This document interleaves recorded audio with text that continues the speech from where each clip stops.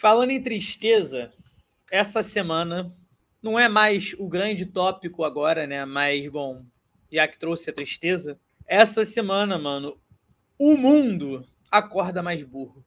É uma ciência social e o seu nome originário tem que ser restabelecido. Era economia política.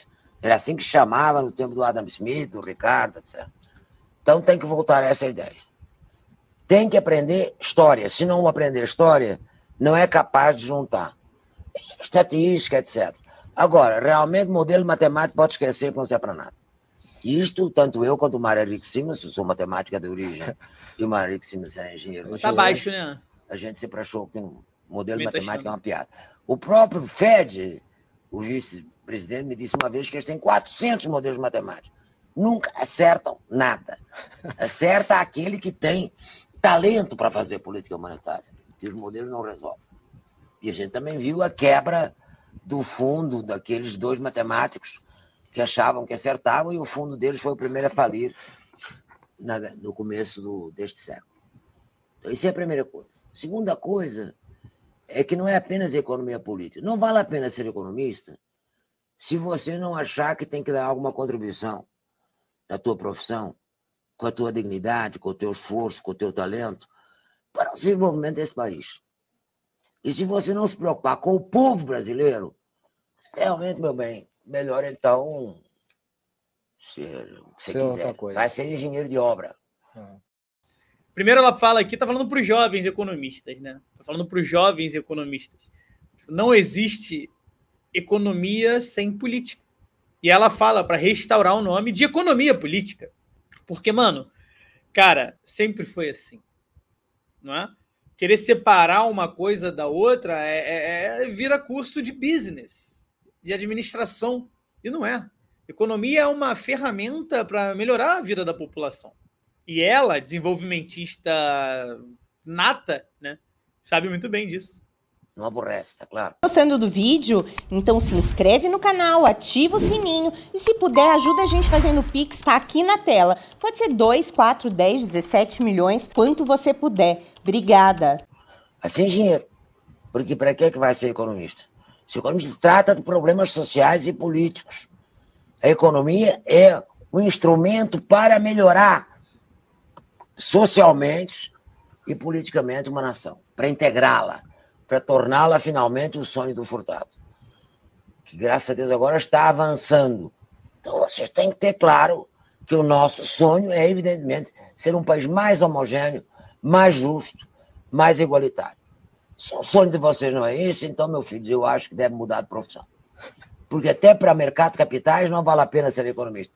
Pode ser qualquer coisa. Talvez matemático sirva, estatístico, engenheiro, qualquer coisa. Até médico pode especular. Mercado de capitais é uma coisa que não tem nada a ver com a ciência econômica. Mercado de capitais é uma coisa que não tem nada a ver com a ciência econômica. A ciência econômica é uma ciência humana, né? Uma ferramenta utilizada por governantes para poder atender às necessidades do povo. Tem que ter sua função social.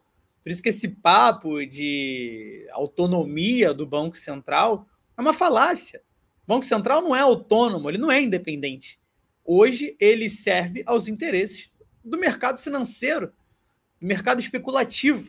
Vamos à notícia agora, né? Triste. A economista, professora da Unicamp e ex-deputada federal pelo PT, Maria da Conceição Tavares, morreu nesse sábado. Reconhecida por sua contribuição na luta contra o liberalismo econômico, é considerada uma referência no pensamento desenvolvimentista e teve passagens importantes pelo BNDES e pela Comissão Econômica para a América Latina e o Caribe, a CEPAL. Nascida em Anadia, em Portugal, em 1930, Tavares era filha de mãe católica e pai anarquista, que abrigou refugiados da Guerra Civil Espanhola durante a ditadura de Salazar. Formada em matemática em 1953, veio para o Brasil em fevereiro de 54, casada com o engenheiro Pedro José Serra Soares e grávida de sua filha Laura. Em 1957, naturalizou-se brasileira. No Brasil, formou-se em economia na Universidade Federal do Rio de Janeiro, perseguida pela ditadura, foi presa em 74 e levada ao DOI-CODE. Nos anos 80, ela entrou para o PMDB, e que foi assessora econômica até 1989, além de se tornar professora da Unicamp e da UFRJ. Em 1994, ela veio para o PT, partido pelo qual se elegeu deputada federal, tornando-se uma das mais críticas vozes contra a implementação do Plano Real e também contra o teto de gastos aprovado em 2016. Mais recentemente, Maria da Conceição Tavares ficou popular nas redes sociais com publicações de vídeos de aulas e entrevistas, principalmente vídeos de aulas, né, onde ela está sempre com seu icônico cigarrinho, aquela voz bem portuguesa, bem um sotaque português carregado, e aquela voz arranhada de fumante de Marlboro, né? Então vamos para uns melhores momentos de Maria da Conceição Tavares. Esse é um clássico. Uma economia que diz... Isso aqui é no Roda Viva, inclusive. Que precisa primeiro estabilizar, depois crescer, depois distribuir, é uma falácia. E tem sido uma falácia. Nem estabiliza, cresce aos solavancos e não distribui. E esta é a história da economia brasileira desde o pós-guerra. Ou não é? E ver os meus queridos... É ou não é? E virou, olhou na cara do liberal e ninguém falou nada. Os amigos que junto comigo durante anos disseram que isto não era correto.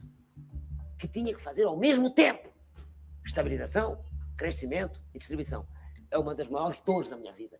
E é isto, é dor, mas também é raiva. E, portanto, energia para lutar por aquilo que o velho Bob e todos os jovens, este menino que está aqui, caladinho, quase não falou, e muitos ainda acreditam. Você, se não se preocupa com a justiça social, com quem paga a conta, você não é um economista sério. Você é um tecnocrata. Você é um tecnocrata. Coincidentemente, o velho Bob, a quem ela se refere, é o Roberto Campos, presidente do Banco Central na época, né? Não o Roberto Campos Neto, presidente do Banco Central agora. E que, pasmem, é neto do Roberto Campos. E segue a mesma cartilha, né? Essa política de austeridade, de tacar os juros lá em cima, para manter o rentismo da burguesia funcionando, né? Para os bilhões renderem milhões. E para quem não tem nada, não tem nem acesso à compra, porque o juros está altíssimo, né? E é bem isso aí.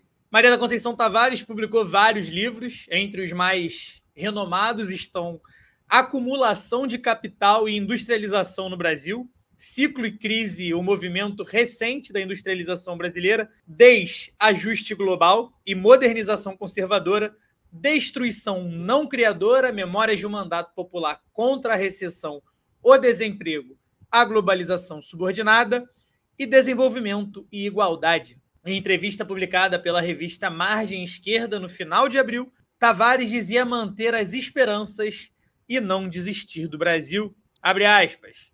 Apesar da idade avançada e da saúde, o importante é nunca se entregar. Não entrego nada.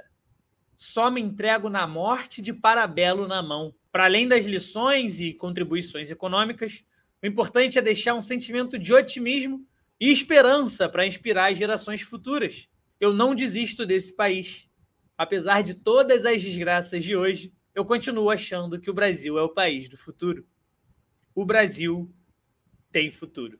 Nas redes sociais, o presidente Lula, diversos parlamentares, militantes, artistas, lamentaram a morte da economista. Fica aqui nossa solidariedade a amigos, à família e ao Brasil, que perdeu uma das maiores pensadoras que já tivemos. E por hoje é só. Sendo bem sincero com vocês agora, eu chorava. No sábado eu chorei muito vendo o vídeo dela, cara.